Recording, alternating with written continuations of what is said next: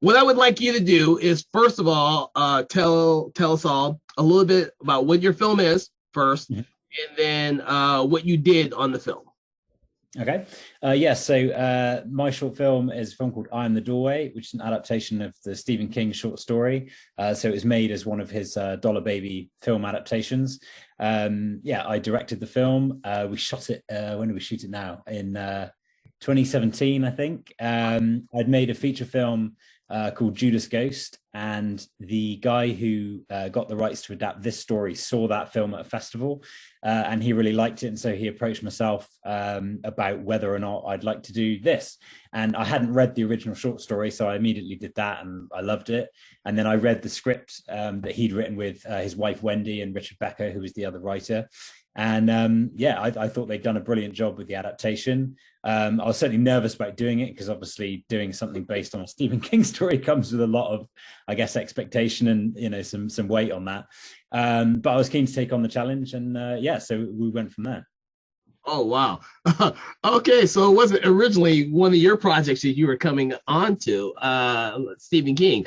So I had to ask this first of all, like it's going to be different for you since you're almost like someone brought the project to you, but a lot of people have like some type of reasoning for doing a fan film as opposed to doing a normal film. Do you have a reason you could give us for doing that? Yeah, well, funnily enough, I also want to say, because you're doing this fan fest, one of the first things I ever did was a fan film for the TV show 24, which is probably still out there on YouTube. I made it about, God, it must be over 10 years ago now, but it was called 60, as in 60 minutes, because it was just 1 hour we did. And it would have been nice actually if there was a lot of fan festivals and stuff around then, because I couldn't really find as many places to enter it, so we just put it online. But I used to love that show, and yeah, it just came about from obviously having a passion for that show and kind of wanting to homage it, but kind of show what we could do as well. So I mean, obviously Stephen King has got such a rich, mix of stories and such an incredible, history going back years over, short stories and novels he's written. And so you kind of have all this heritage with you and all this kind of rich world that you can play with, right? So I guess that was the appeal. And the story felt very different to me. It felt quite different to a lot of the horror that I'd seen and read. And so that's kind of what appealed to me about it. He just has such a kind of evocative way of writing that, it's just, it's hard to not be drawn in by that, right? So I think, that was the particular appeal to me of this story, and certainly of King's writing, for sure.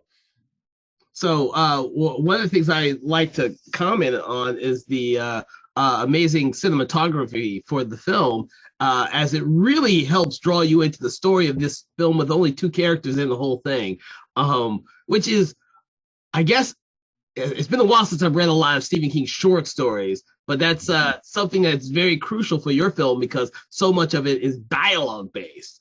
But the cinematography, the amazing locations and everything like that does such a great job with creating that atmosphere and that tone for the film. Tell me a little bit about your cinematographer, the person you worked with on the film. Thank you. Yeah. I don't know if you or some of the audience might know, but we were very, very lucky to have an incredible cinematographer on this film, Phil Mayhew, who shot Casino Royale, the two Zorro movies, Mask of Zorro, Legend of Zorro, Entrapment, Long Good Friday. These incredible movies. I didn't know whether or not he'd want to do it. My producer on the project had a connection with him and approached him and said, would you be up for it? Thankfully he was. I was very nervous about working with him because I thought, what's he going to want to hear from me for? He's worked with a lot of extremely prolific directors, but no, he was incredibly gracious and supportive, and he always kind of looked to me to go, what do you want to do? I worried, might he sort of want to muscle in or kind of do his own thing, but no, he was, as I said, very, very supportive, and just incredible to work with. And the other thing, as you mentioned, there was our location. So we filmed in Scotland. It was actually very difficult. So the film is supposed to be set in the States, and it was actually very difficult to find. We needed basically like a beach house on the coast somewhere.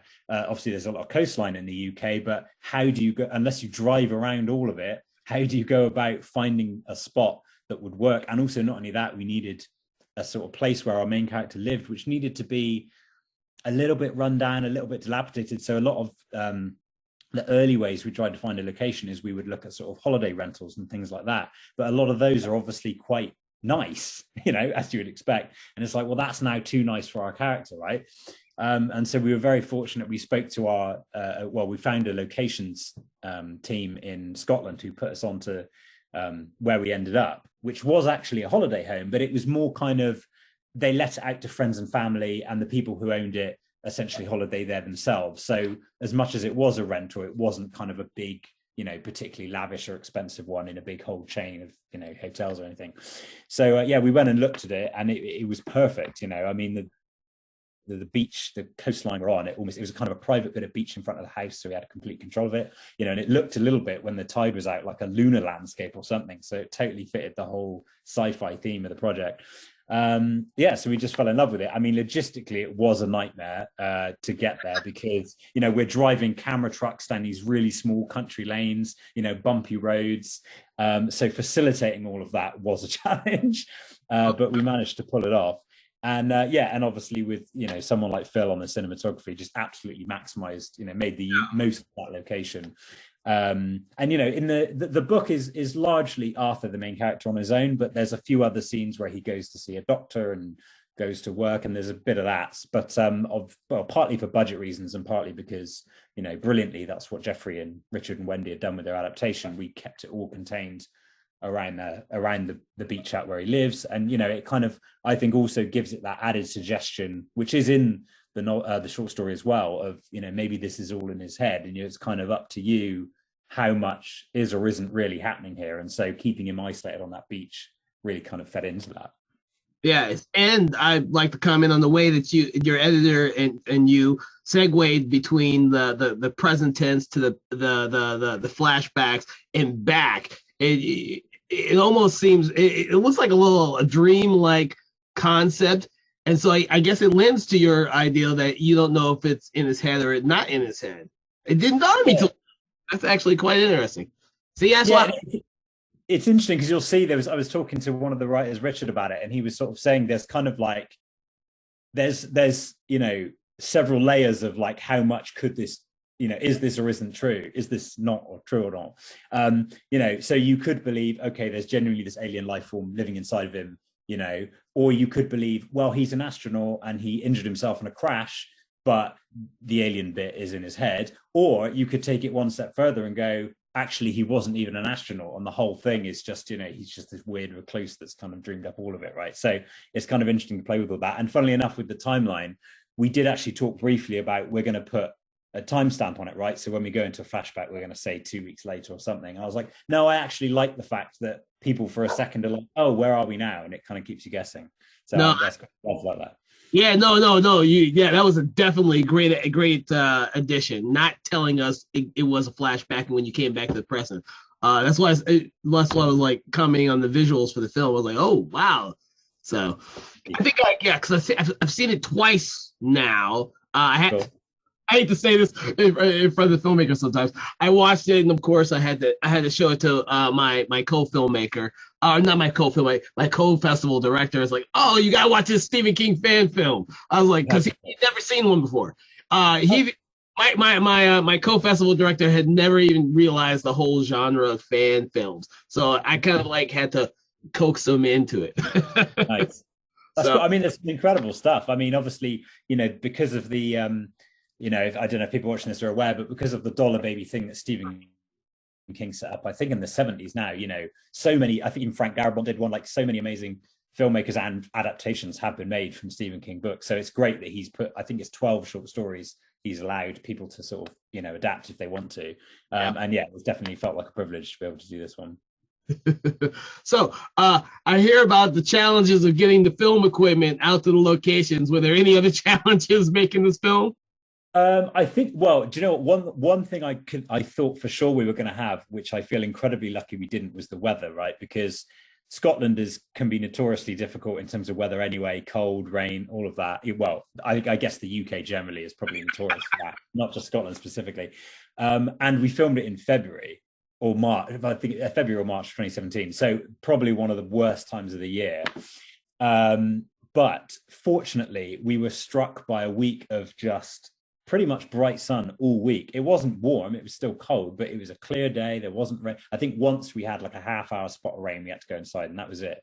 So we were very lucky. And even the location owner said, I can't believe this, said last week was all like a monsoon. If you'd been here then, it would have been a total write-off.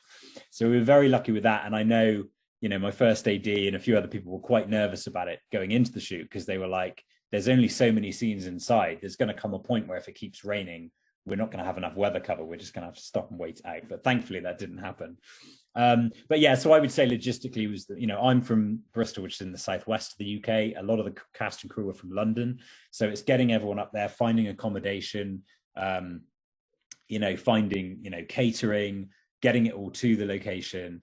You know, and, you know, it's testament to the producer that we, you know, Wolf, that we were able to do all that. He and Phil actually as well, who was also an executive producer on the film. They did do an incredible job managing all of that. Because we're, you know, we were also on quite a tight budget, you know, so it's not only finding those things, but finding those things so they're affordable.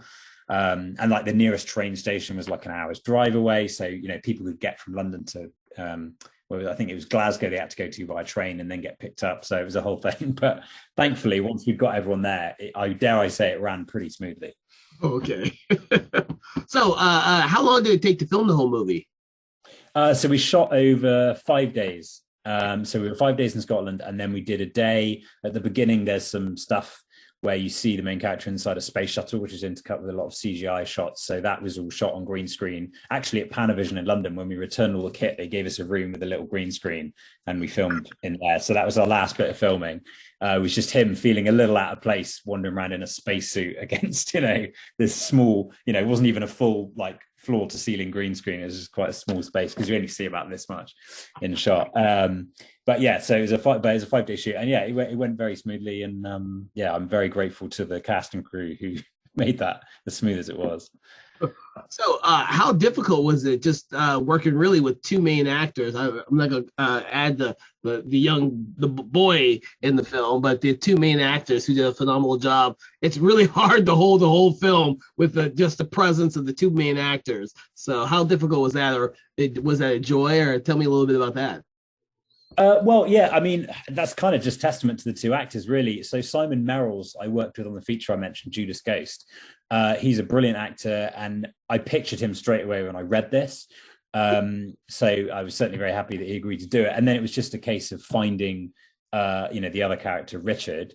And Grant was another of the actors from Judas, Graham Fox. He recommended Grant, who was a friend of his. And yeah, he came and did a test for us in London where he read with Simon, and straight away they had a really good connection. So the chemistry was there, and, you know, Grant did a brilliant job with it. And I must admit, during the shoot, I feel like so much of my attention was on Simon, because what's going on with his character, Arthur, you know, he's the one with this alien life force inside of him, or potentially, and all that stuff, you know, it's a kind of, you know, there's a lot more, I guess, going on there that automatically you're kind of drawn to. And I feel like I was a little bit guilty maybe of taking, you know, Grant for granted. And in that first scene, it's, for instance, Arthur telling the story of what happened to him and Grant's just listening. And then it wasn't until I got into the edit on some of it where I was watching some of the takes and I was like, oh man, Grant is like really good. Like a lot of what he's doing is so subtle, but it's brilliant. I mean, I feel like I can't really take much credit for either of those two guys' performances. I mean, they were just both absolutely brilliant, and a pleasure to work with as well, you know. So yeah, that the fact that it sustains with those guys is just testament to them and the work they put in, and just the very natural chemistry that they had. Yeah, you can see that in a lot of the subtleties that Grant has as a Richard character when he's reacting. Yes. Story. I noticed that too. I was like, wow, there's a lot of subtleties. How much time do they spend on these scenes? Because they look pretty damn good. So yeah. I mean, we did also have a good, you know, quite a generous shooting schedule, right? But I don't think it ever really felt too rushed. So we did have time to spend on those scenes. But yeah, I mean, those guys just knocked it out of the park. And like you said, Grant does a great job of kind of, you know, he's the supportive friend, but at the same time, there's that subtle level of, I don't know if I fully believe you, but I'm here to help you. You know, it's great. Yeah. So what about now? You don't use a whole lot of makeup effects in this film. You actually keep it very subtle to the very end. Me not having read the story, the actual story it's based on, is that more for the story aspect, or is that something that you chose as a director? Yeah, so originally you did see more of the eyes in the hand, which is kind of the key conceit of the film, and it was one of the main elements that I was very nervous about going in, because I was like, oh man, if this looks naff, the whole thing just collapses, because it's all building up to seeing that, right? So there's a lot of talk about how we're going to execute that. Do we just do it completely CG? Do we do it completely practical? What can we afford to do? So it was involved like three different departments basically. So first of all, Illusion Industries in the States. Again, our producer had a connection, or managed to have a conversation with them, where they agreed to make the eyes for us. So we had a selection of eyes made, and they were shipped over. And then, because actually we were originally going to shoot in the States at one point, because the guys who wrote it actually had a very good location, and we briefly entertained that idea because we thought maybe we could source cast and crew there, and if it's just us flying over, maybe cost-wise it would work out about the same. But unfortunately, it was a bit more complicated than that. But anyway, so we had the eyes shipped over, and then Derek Lloyd, who was our prosthetics artist, very brilliantly built them into Simon's hand so that they could be revealed.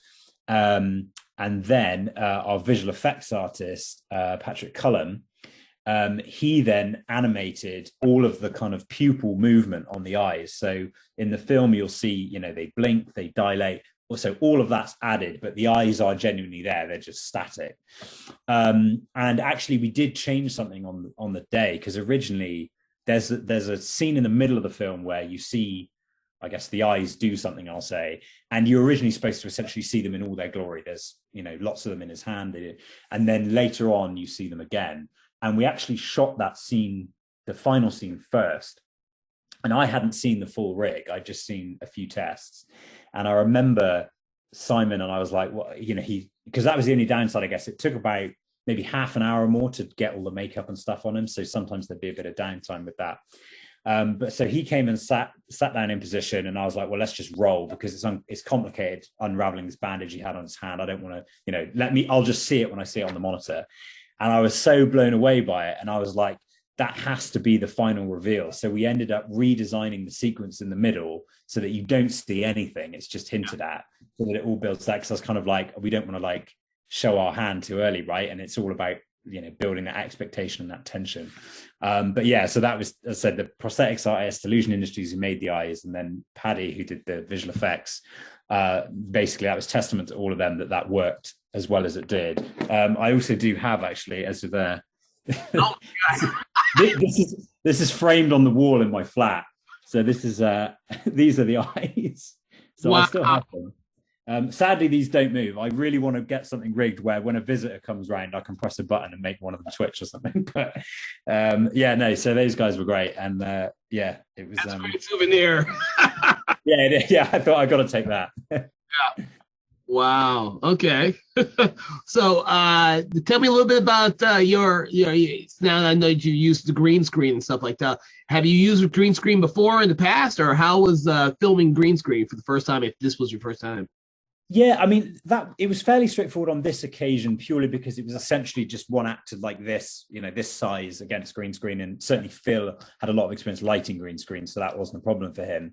I mean, I wouldn't say visual effects is a massive strong suit of mine. I've had a little bit of experience. I worked on a web series with another director friend of mine, Paul Dubridge. There's a series called Horizon that we did, which is about an alien ship arriving over Bristol. And we did loads of green screen and visual effects work in that, which was essentially steered by Paul, because he's really savvy with that stuff. So, but, as an observer, I got to kind of see how a lot of that worked. So I'd certainly be nervous taking on anything too ambitious, which involved a lot of green screen.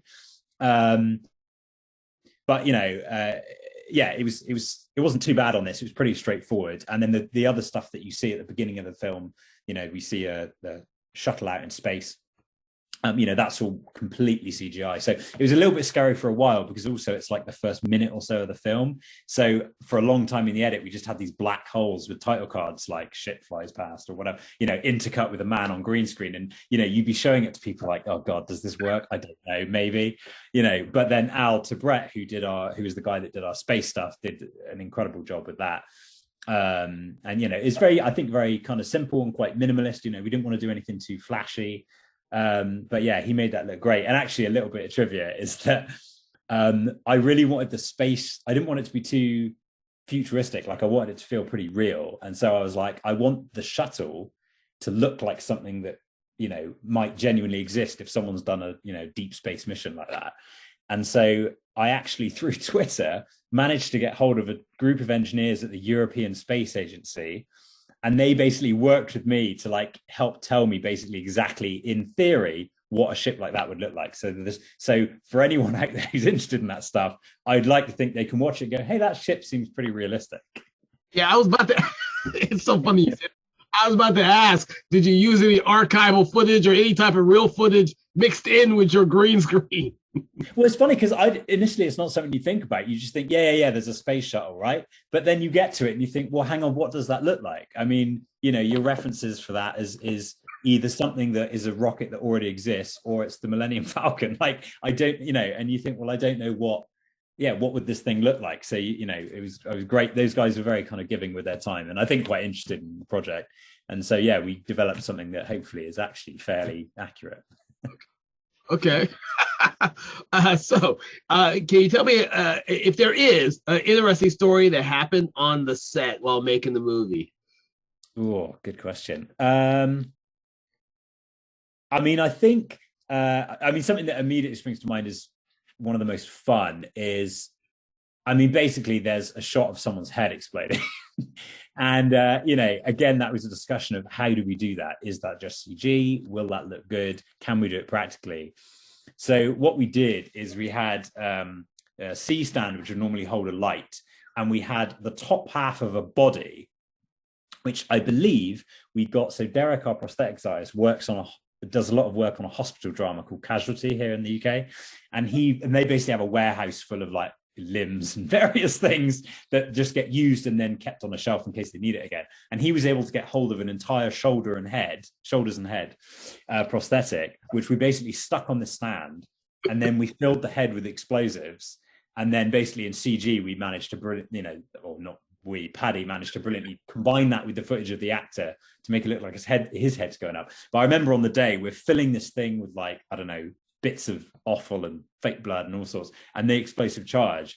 And the guy came up to me and he was like, right, we've probably got one shot at this. And I think, I could be wrong about the numbers, but it was something like I can put in 2 charges or 3.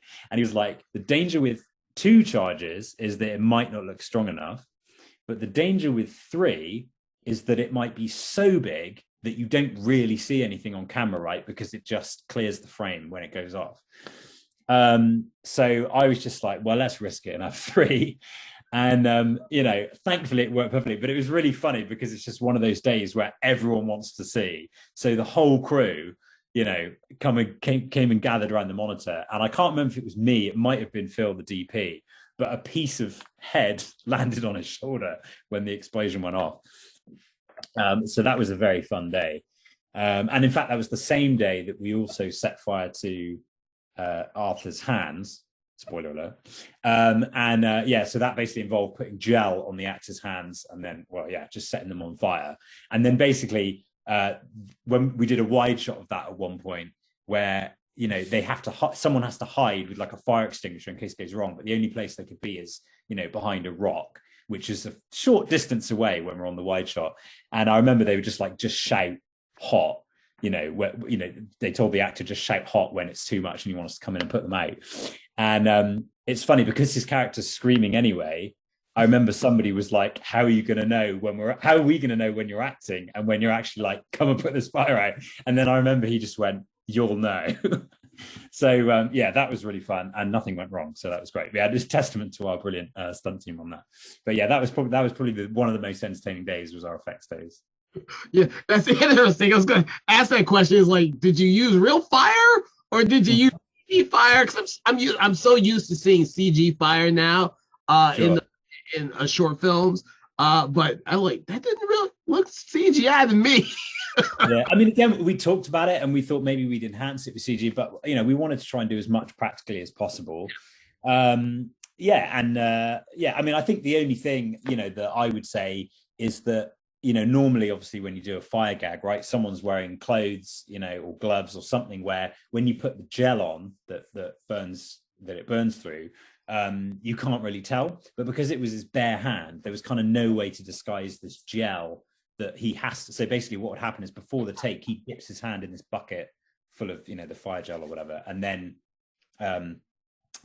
Well, in fact, did he do that? No, I think they'd already coated his hand in it. But anyway, they would ignite it, and then they would run in and put it at the end of the take. But I think you get away with it in the edit that it just looks like the what's gone wrong on his hand sort of melting away, like the skin melting away and the alien life form sort of melting away. So I think it works and you get away with it. And I'm very glad we did it practically. But it's interesting with stuff like that because it's also the time, right, to kind of go through all the safety and set it all up. Which I'm sure is another reason why people did default to CG. And then also, budget wise, it's not just paying for like the gel and the stunt people to be there, but then it's like there's certain things you have to have, like you have to have, 2 fire extinguishers, a bucket of sand, all these requirements beyond just the gel and the fire itself, to sort of make sure that it's done safely. So these are all kind of budget concerns. So yeah, we had to weigh all that up. But yeah, I'm definitely glad we did it practically, and I think it looks great. Yeah, it does. The more practical effects you use makes the film look more realistic, and it goes with the atmosphere that you're creating with film. I kind of think that if you had used more CGI in certain spots where it didn't need it, it probably would have taken me out of the film. But using like you did in like the blinking eyeballs and the hands and stuff like that, the subtle things made it really made the film really pop out. Because I've watched a lot of indie films, and one of the things that most people tend to use a lot of is CGI for fire and CGI for squibs, gunshots, and can't say that they're always the best. No, sure, yeah. Sometimes they've just gone to some real squibs. Yeah, I mean, I totally get it, because I actually the last thing I did was a short action film, and originally I was talking it up to begin with. I was like, oh yeah, I'm going to use real squibs, but by the time you cost it all up, and again the time to rig them, thankfully I think we had the same effects artist who did the space stuff on this, and I think he did a brilliant job with the squibs. But I know what you mean, like budget wise, of course it makes sense to do it in CG, but then I have seen a lot, even in big films, which don't look good. So I think sometimes if they're rushed or whatever, it can let it down. But also we kind of wanted this film to have a slightly old school feel to it, which again, kind of suggested that like the practical effects was the way to go. So yeah, no, I'm really glad you appreciate that. Yeah, it was definitely fun to use them. Okay, yeah. Didn't think about that. Yeah. What can you tell me about any project that you're working on now, or? Yeah, so I've got a short action film that's playing festivals at the moment called Officer Down. And sort of action thriller stuff is really what I love to do. And so I kind of wanted to make one as like a bit of a stamp. This is why I love 24 right back in the day. It's kind of make a stamp of like, this is a bit of me, I guess. So it's a 20-minute action short, and I've just finished the first draft of a feature, not a direct adaptation of that story, but tonally along the same lines. So I'm hoping that, it can sort of serve as a launch pad to get that script off the ground. So that's what I'm focusing on. But yeah, that short film's doing the rounds at the moment. And yeah, people seem to be enjoying it, which is awesome. And, that also is a lot of fun to do. Is there a lot of action sequences, fight, choreography, or blood, lots of gunshots and stuff in this film? Yeah. So we had, there's a big central fight sequence. So Neil Chapelhow, who was our stunt double on I Am the Doorway, he and I really got on, and he loves all these kind of martial arts and action movies, the same as I do. So we wanted to work together on something, and I thought, oh, this short's the perfect opportunity. So he choreographed this big central fight scene. So we have somebody that goes through a plate glass window. Neil chucks himself down some stairs at some point. There is a shootout at the end where we couldn't use blanks, and we wanted to use blanks and squibs and all that kind of stuff, but we weren't unfortunately able to. I remember the location, I think it was not necessarily the greatest area where we filmed that. So I remember the police liaison, my producer Emily, spoke to him for that project, and he was like, let me tell you, if a blank goes off there, like within minutes, you'll have like an armed police response. So we were like, okay, fine, we won't do blanks. So we just used like airsoft pistols, and then we did the muzzle flash and the squibs all afterwards. Funnily enough, actually, we did use 2 squib hits right at the end, and it took so long to set up. I was like, thank God we didn't do that for the rest of it, because we'd never got through it. So it was a time saver to obviously not have to worry about that. But yes, you're of course relying on the CG looking good. So I think I would always default to practical if I can afford it. But again, on that one, I think Al did a brilliant job with the effects, so hopefully it holds up. Good. Well, I'm looking forward to that one. we haven't done an action film, action genre yet. So well, do you know what? Because this is, so you were mentioning about sort of genre festivals and fan festivals, and I think horror and sci-fi are pretty. They're covered pretty well. Like there's a lot of good like genre festivals for that stuff, but action is something I must admit I found really difficult. Like I couldn't find a lot of obvious places to send it. So like I said, sci-fi, horror, there's a lot of go-to festivals and audience for that, but action, not so much. Like there's a really good one here called Fighting Spirit, and there's a few in the States that I entered. And we hit a few drama festivals as well, but yeah, kind of action festivals, because there's a big audience for it. I don't know whether, well, actually, this is a mistake to say, but like I feel like maybe there's not as many indie action films that are made, because obviously it's quite expensive and maybe not as easy as horror. But then equally, I have seen lots of good ones, so they are out there. But yeah, action festivals will definitely be welcome. So if you're thinking of setting one up, go for it. Well, our Fan Fest, the actual theme each year is going to change, and we haven't exactly decided which genre we're picking. Yeah, our Fan Fest is designed to be for fans of films. So each year, the theme is going to change to something else. We have not decided what it's going to be, but action was not one that anyone mentioned. I might have to mention to everyone else. This is a genre we have not focused on yet. So we might have that one too. Okay. Yeah, do it. Have a word. All right. So I have one really good question to ask you is, since you're so much into action films, and this one seems to be like a thriller horror film, do you have plans to venture back into this genre, or you want to focus on more of the action type of stuff?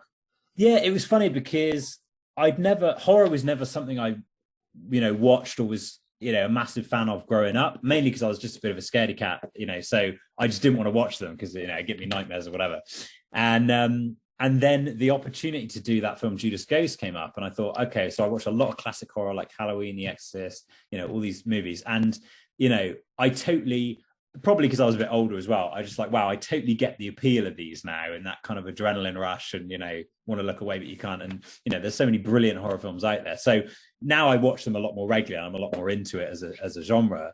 But yeah, as you say, it's not something I necessarily aim to do. I really loved the experience of doing Judas Ghost, and likewise Eye on the Doorway was so much fun to work on. But it was interesting actually talking to I've got a friend of mine, Oliver Park, who directed a short horror film that's on YouTube called Vicious, which is really good. And he's been having meetings with studios and various other people about doing a feature. And it was interesting because he was saying how much people want to pigeonhole you, right? They want to go, oh, you're the horror guy. And even I actually was starting to get that. And originally I'd kind of thought, oh, as a director, it's great to have all these diverse titles. So one's a drama, one's a comedy, one's a horror. People are like, wow, they can do anything. And I'm like, actually, a lot of times nowadays, I think people are looking to sort of brand you and go, okay, that's your thing. And I was like, I'm actually sort of sending people down the wrong path potentially, or doing myself a disservice. So that's why I wanted to make Officer Down, to go, this is the kind of thing I want to do. So right now, action is definitely my focus, but I'm absolutely still open to horror.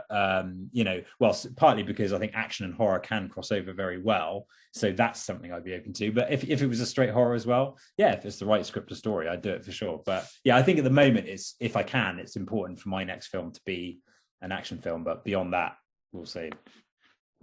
Well, excellent. Well, thank you so much for sitting down and talking with me about your film. I Am the Doorway, Stephen King fan film. And we hope that more people get to see your film, especially at our event, but at other film festivals. We want it to be very successful. By the way, has it gotten to a lot of festivals? Have you had trouble getting into festivals? No, it's done all right. It's Come on. Again, because I think there's a lot of horror and branding, but it's good to be able to get it out to a wider audience, with people like yourselves, because the downside of the Stephen King agreement is that it can only be at festivals, right? So we can't do a public release on YouTube or anything like that. So a lot of times I'll get people saying, oh, where can I see it? Or, I'm not able to actually say, I can't give them somewhere to go. And actually the upshot of, festivals at the moment is a lot of them, like yourselves, they're going digital as well as having something in person. And so actually it's great because it means people all over the world can be directed to a link, on a specific day and time where they can go and watch it. So anything like this, I'm so kind of grateful for, that gives more people a chance to check it out.